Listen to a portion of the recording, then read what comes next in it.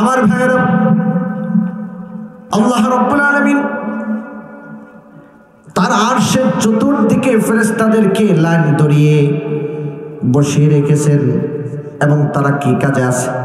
কোরআনুল কারীমে আল্লাহ রাব্বুল আলামিন সব কথা আমাদেরকে বলেছেন, কারণ আল্লাহর আরশের চতুর্দিকে আপনিও যান নাই, আমিও যাই না, আমরা কেউ যেতে পারবো না। দুনিয়ার কোনো মানুষ আল্লাহর আরশের কাছাকাছি যাওয়া সম্ভব না। এই জন্য আল্লাহ রাব্বুল আলামিন কোরআনে আয়াত নাজিল করে আমাদেরকে জানায় দিয়েছেন আরশের চতুর্পাশে কি আছে। আল্লাহ রাব্বুল আলামিন এবার বলতেছেন, وَتَرَى الْمَلَائِكَةَ حَافِّينَ مِنْ حَوْلِ الْعَرْشِ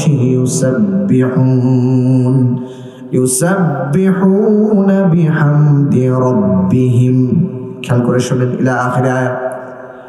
আল্লাহ তাআলা এবার বলতেছেন, হে নবী, আপনি কি খেয়াল করেন নাই ফেরেশতাদের দিকে? কি আপনি খেয়াল করেন নাই? আপনি কি জানেন না ফেরেশতাদের হাফিনা মিন হাউলিল আরশ, যাদেরকে আল্লাহ আরশের চতুর্দিকে গোল করে বসিয়ে রেখেছেন, গোল করে। ও ভাই, কাবার চতুর্পাশে যখন নামাজ হয়, 5 ওয়াক্ত নামাজ, অনেকেই তো গিয়েছেন সেখানে, অনেকে যান নাই কিন্তু টেলিভিশনে অথবা মোবাইলে দেখেছেন ভিডিও। যখন নামাজ হয়, কাবা যখন মাঝখানে থাকে, চতুর্দিকে গোল হয়ে মুসল্লিরা বসে নাকি বসে না? আল্লাহ রাব্বুল আলামিন বলতেছেন হাফিন, গোলাকার অবস্থায় ফেরেশতারা বসে আছেন আরশের চতুর্দিকে। মিন হাউলিল আরশ, আরশের চতুর্দিকে। আরেকটা জিনিস খেয়াল করেন, আল্লাহ রাব্বুল আলামিন এখানে বহুবচন শব্দ ব্যবহার করেছেন হাফিন। এর মানে এখানে একটা কাতার নয়, গোলাকার অবস্থায় একটা নয়, বরং অনেকটা। সেই অনেকটা কতটুকু হতে পারে? তাফসীরে কাশফ প্রণেতা একটা হাদিস এনেছেন, নবী আলাইহিস সালাম বলেছেন, আল্লাহর আরশের চতুর্দিকে গোলাকার অবস্থায় ফেরেশতারা বসে আছেন। তাদের এই কাতার এবং লাইনের সংখ্যা হলো 1,00,000। সুবহানাল্লাহ, 1,00,000 লাইন। এবার আসুন, আল্লাহর আরশ কত বড়, এই প্যান্ডেল যত বড়। বুঝেন না আমার কথা? মনে হয় বুঝতেছেন না আপনারা? কি মাইকে কি সমস্যা করতেছে? এই প্যান্ডেল যত বড়, আল্লাহর আরশ অত বড়ই নাকি? এই টাঙ্গাইল জেলা যত বড়, আল্লাহর আরশ তত বড়। বাংলাদেশ 56,000 বর্গমাইলের দেশ। এই 56,000 বর্গমাইল যত বড়, আল্লাহর আরশ তত বড়। এটাও না? পৃথিবী যত বড়, আল্লাহর আরশ তত বড়। এটাও না? মাশাআল্লাহ, সতর্ক মানুষ। খেয়াল করে শুনেন, একটা ধারণা নেই আমরা নাকি?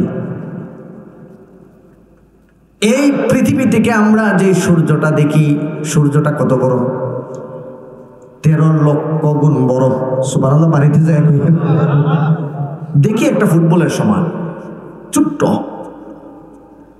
কিন্তু 13 লক্ষ গুণ বড়।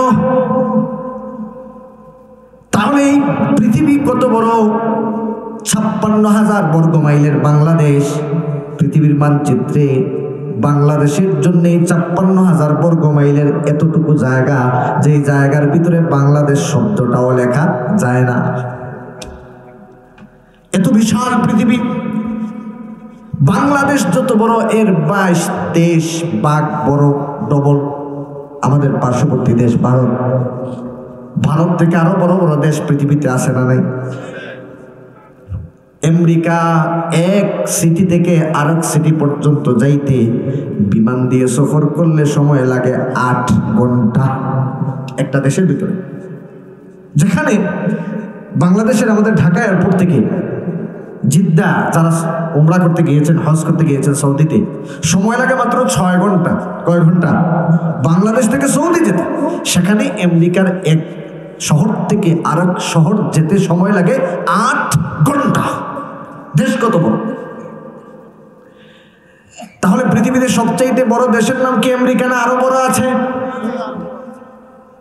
সব মিলে পৃথিবী যত বড়, এর চেয়ে আরো 13 লক্ষ গুণ বড় হলো সূর্য। আমরা সূর্যের ইতিহাস জানলাম। এবার আসেন আরো ছোট ছোট কিছু জিনিস আমরা দেখি। নাম কি? তারকা। এত ছোট ছোট্ট ছোট্ট তারকা আমরা দেখি। বিজ্ঞানীদের বক্তব্য মতে তারকা কত বড়? তাদের বক্তব্য মতে পৃথিবী থেকে 13 লক্ষ গুণ বড় হলো সূর্য, আর সূর্য থেকে কয়েক কোটি গুণ বড় হলো এক একটি তারকা। কত ছোট আমরা তারকাগুলোকে দেখি। অথচ বিজ্ঞানীদের বক্তব্য হলো আকাশে এমন এমন কিছু তারকা আছে যে তারকা আল্লাহ রাব্বুল আলামিন যে দিন সৃষ্টি করেছিলেন, আলোকবর্ষ, আলোর যে গতি প্রতি সেকেন্ডে 1,86,000 মাইল, কিলোমিটার না মাইল, 1,86,000 মাইল প্রতি সেকেন্ডে আলোর বেগ, আলোর গতি। বিজ্ঞানীদের বক্তব্য মতে আকাশে এমনও কিছু তারকা আছে যেই তারকা সৃষ্টি হওয়ার পর থেকে প্রতি সেকেন্ডে তার আলোটা পৃথিবীর দিকে যাত্রা শুরু করেছে। প্রতি সেকেন্ডে 1,86,000 বর্গ মাইলে, 1,86,000 মাইল বেগে, এত বেগে পৃথিবীতে আসতেছে। এমনও তারকা আছে, এত উপরেও তারকা আছে যে তারকার আলো আজও পর্যন্ত পৃথিবী স্পর্শ করতে পারে না। আল্লাহু আকবার!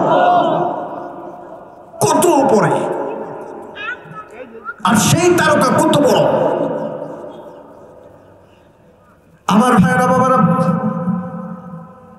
এই তারকাগুলোকে আল্লাহ রাব্বুল আলামিন দলে দলে আকাশে ওড়ান। একা একটা তারকা সাধারণত ঘুরে না। এই যে মাছের পোনাগুলা যেইভাবে পাল বেঁধে বেঁধে ঘুরে, আল্লাহ রাব্বুল আলামিন তারকাগুলাকে এইভাবে সাজিয়েছেন। এই তারকাদের যে ছায়াগুলো একসাথে, তারকার যে পালগুলো, এই পালগুলো একটা জায়গায় যায় হারায় যায়। ওই জায়গার নাম হলো ব্ল্যাক হোল। জায়গার নাম কি? Black hole.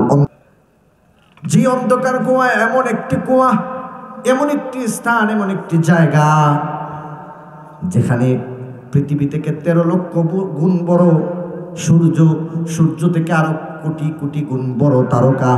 এরকম বিশাল বিশাল তারকার এক একটি পাল, যেই পালের মধ্যে, তারকার পালের মধ্যে কয়েকশো তারকা থাকে। এরকম কয়েকশো তারকার একটা এরিয়াকে গিলে খেতে তার 1 সেকেন্ড সময়ও লাগে না। আল্লাহু আকবার! ব্ল্যাক হোল কত বড়! তাহলে আকাশে ব্ল্যাক হোল কি মাত্র একটা, না আরো আছে? অসংখ্য অগণিত। এর মাধ্যমে আমি যেই কথাটা বোঝাতে চেয়েছি, পৃথিবী থেকে আমরা যত উপরে উঠি, সাইজ বড় হয় না ছোট হয়? এরিয়া বাড়ে না কমে? বাড়ে। 13 লক্ষ গুণ বাইরে গেল সূর্য পর্যন্ত। সেই 13 লক্ষ গুণ থেকে কয়েক কোটি গুণ বেড়ে গেল তারকা পর্যন্ত। সেই তারকাগুলা থেকে কত কোটি কোটি বড় এক একটা ব্ল্যাক হোল। যে ব্ল্যাক হোলের ব্যাপারে আল্লাহ রাব্বুল আলামিন কোরআনে আয়াত নাযিল করেছেন, ফালা উকসিমু বিমা ওয়াকিইন নুজুম।